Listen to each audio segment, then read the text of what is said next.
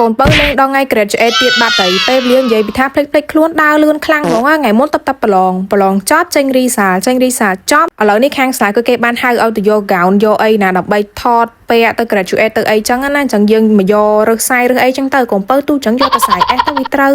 ហើយយើងមកលោមកអីចឹងណាកាត់មួយថ្ងៃដែលកូនបើប្រឡងបាត់ដប់ម្ដងដោយសារតែខ្ញុំអត់ទាន់ចេញប្លុកហ្នឹងទេអញ្ចឹងថ្ងៃទី1ផឹកឡើងហ្នឹងគឺខ្ញុំជាអ្នកដែលជូនកូនបើទៅហើយម្ដងដែលកូនបើប្រឡងដូចជាវិទ្យាល័យបឹងតបែកហ្នឹងហើយម្ដងហ្នឹងក៏ខ្ញុំធ្លាប់ប្រឡង diploma ដែរមុននឹង covid មកដល់ម្ដងហ្នឹងធំអញ្ចឹងដើរក៏រៀងឆ្ងាយដូចគ្នាដែរអញ្ចឹងយើងត្រូវងើបពេលផឹកពេលអីញ៉ាំបាយញ៉ាំអីចឹងទៅកូនបើទៅសារហ្មងញ៉ាំបាយបដាគេមើលមីរៀនបដាចឹងទៅបង្ការខ្ញុំដូចជាអញ្ចឹងដូចគ្នាដែរប៉ុន្តែខ្ញុំព្យាយាមងើបពេលផឹកក៏ប៉ិតកូនបើងើបពេលផឹកមើលមកតង់ហើយប៉ុន្តែអត់អស់ចិត្តដែរគេញ៉ាំបាយបដាគេមកមើលបដាទៀតហើយនេះនៅពេលដែលយើងទៅដល់មណ្ឌលប្រឡងអីអញ្ចឹងរៀងមនុស្សរៀងច្រើនអញ្ចឹងរៀងញ៉ៃទៅតគ្នាអញ្ចឹងខ្ញុំបានចតទៅកន្លែងមុខសាលាហ្នឹងបានតែមួយផ្លែទេដោយសារពូសានសុខដាច់ញ៉ៃចាអញ្ចឹងកាកាគេនៅចាំមិត្តភក្តិគេអីចឹងទៅហើយគេនៅរំលឹកមេរៀនអីតិចតួចដើម្បីមុននឹងយើងចូលប្រឡងអញ្ចឹងណាឲ្យមានទឹកមាត់លេកុំឲ្យថាយើងបានមើលសោះអីចឹងទៅបង្ការខ្ញុំអត់មានបានមើលនៅក្រៅអញ្ចឹងទេពេលទៅដល់មណ្ឌលប្រឡងភ្លាមគឺខ្ញុំចូលទៅយកហ្មងគឺអត់មានមើលឲ្យដូចកូនបើទេនិយាយថាកូនបើខ្ញុំគឺខិតខំព្យាយាមនៅក្នុងការសិក្សារៀនសូត្រខ្លាំងមែនតើហ្មងគឺគាត់អត់ហ៊ានឈប់នៅតគ្នាសាលាគូគាត់គឺគាត់អត់ឈប់ហ្មងអញ្ចឹងបាទខ្ញុំប្រាប់គេថាការរៀនបំពន់រៀនគួរក្រៅម៉ោងបន្ថែមហ្នឹងគឺសំខាន់ខ្លាំងមែនតើហ្មងដោយសារតែជាម៉ោងដែលយើងត្រូវអនុវត្តលំហាត់ផ្ទាល់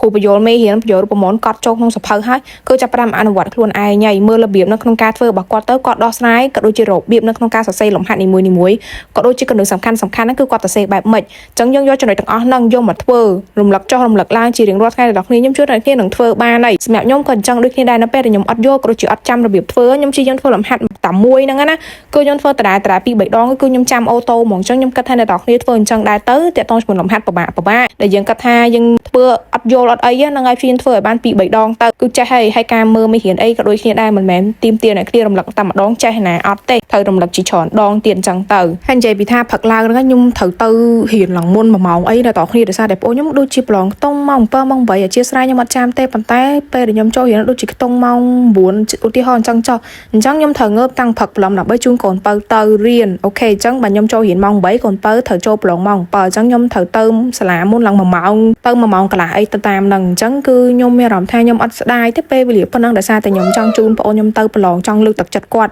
ដែលខ្លួនឯងឲ្យសំបីតែពេលដែលកូនបើចេញពីប្រឡងអីហ្នឹងក៏ខ្ញុំត្រូវចេញពីសាលាលឿនដូចគ្នាដែរហ្នឹងហើយគឺខ្ញុំមានអារម្មណ៍ថាខ្ញុំមានមោទនភាពលើបងខ្ញុំខ្លាំងមែនតើហ្មងខ្ញុំសប្បាយចិត្តខ្លាំងមែនតើនៅពេលដែលឃើញគាត់ជោគជ័យទៅលើអីមួយចឹងទៅឧទាហរណ៍ថាដូចគាត់ចង់ចូលទៅប្រកួតកម្មវិធីអីក៏ខ្ញុំគាំទ្រគាត់ដែរទោះលទ្ធផលមិនក៏ដោយនិយាយទៅគឺខ្ញុំសប្បាយចិត្តនៅពេលដែលឃើញបងខ្ញុំស្អាតហើយឆ្លាតហើយប៉ាកែទៀតវាធ្វើឲ្យខ្ញុំនឹងមានអារម្មណ៍ថាអូឡយម៉ែរបៀបបែបនឹងឯងក្នុងនាមជាបងស្រីអញ្ចឹងខ្ញុំគិតថាម៉ាក់ប៉ារបស់ខ្ញុំក៏គាត់មានមោទនភាពអញ្ចឹងដែរហើយបើនិយាយពីថាឲ្យទៅប្រឡងចប់គឺគ្រូតែងតែទេមកសួរបើមិនទេសួរទេគឺឆាតសួរមកគ្រូនៅសាលាគួរការខ្ញុំប្រឡងទី12ក៏គាត់ទេមកសួរខ្ញុំដែរបងខ្ញុំជំនាន់ក្រោយក៏ខ្ញុំឲ្យរៀនមួយគ្រូទៅដែរប្រៀនខ្ញុំការដែលខ្ញុំរៀនទី12នឹងដូចគ្នាដែរនិយាយទៅទឹកដែរគាត់ប្រៀនល្អគាត់យកចិត្តទុកដាក់ទៅលើសិស្សអញ្ចឹងខ្ញុំឲ្យបងខ្ញុំទៅរៀនមួយគាត់ហ្មងហើយនៅពេលដែលចេញពីប្រឡងអីចឹងក៏គាត់តែងតែទេមកសួរបងខ្ញុំរហូតមួយថ្ងៃហ្នឹងក៏គាត់ទេមកសួររហូតថាធ្វើបានប៉ុន្មានភាគរយអញ្ចឹងតើគ្រូគាត់តែងតែចង់ឲ្យសិស្សធ្វើបានល្អអញ្ចឹងគាត់ចេះតែខ្វល់បារម្ភអីចឹងទៅឲ្យតែចេញលទ្ធផលម្ដងគឺគាត់បិទសាលាហ្មងគឺគាត់អត់ព្រៀនគួរតែដល់នេះគឺគាត់ចាំអ៊ុតលទ្ធផលដោយសារតែគាត់ចង់ដឹង